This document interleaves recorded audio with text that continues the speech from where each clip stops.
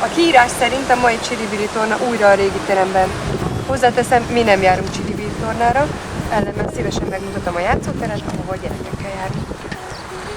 Menjünk a krokodilhoz! Menjünk a krokodilhoz!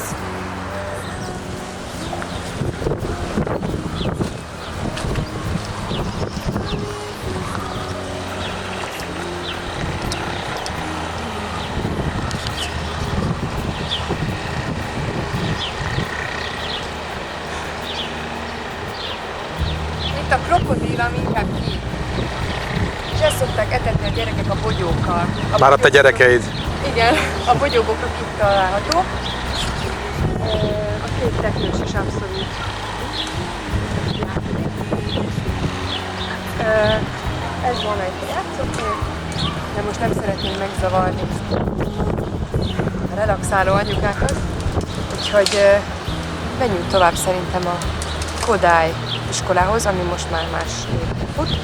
Milyen néven? Hát Kodály néven fut most is. Igen, akkor ezt újra vegyük. Mégis kérdezem. Mert hogy? Ide jártál? Igen, az én időmben, hát azt ne fittassuk, hogy mikor volt.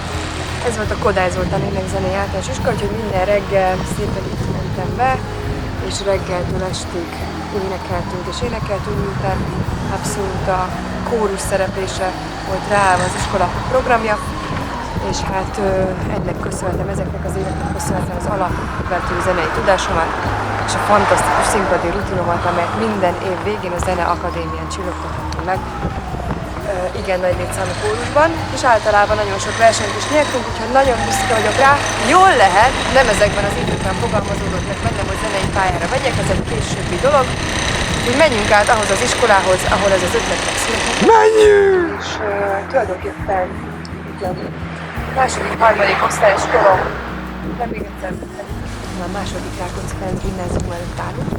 Ide jártam gimnáziumba, és itt fogalmazódott bennem meg az, hogy jazz énekesnő szeretnék lenni. Úgyhogy magyar órák alatt a padban mindig a jazz tanárok szövegeit itt magoltam, és az egyik legjobb barátnőm itt kérdezte ki a szövegeket. És tulajdonképpen itt már az aktív zenei tanulmányaim csökkentek, miután a Kodály elhagyása után az zongorát befejeztem, meg kórustag is, csak úgy alkalmanként voltam itt az iskolai kórusban. Úgyhogy végül is, amikor harmadikos gimnáziumi osztályt elkezdtem, akkor döntöttem úgy, hogy jazz-éneklésre adom a fejemet, és itt kerültem el a Postázzenei iskolában a Katoságihoz, és onnan már egyenes út vezetett gyakorlatilag a jazz szakra. És a pasik itt? Semmi pasizás? Pasi. Hát, én egy jól nevelt konzervatív kislány voltam, úgyhogy viszonylag későn kezdtem el ezt a témát, utána viszont behoztam. És természetesen ide kötnek az első nagy szerelmek, de ez kiverült abban, hogy álltam a folyosón és vártam, amikor jön a fiú, aki rám sem nézett.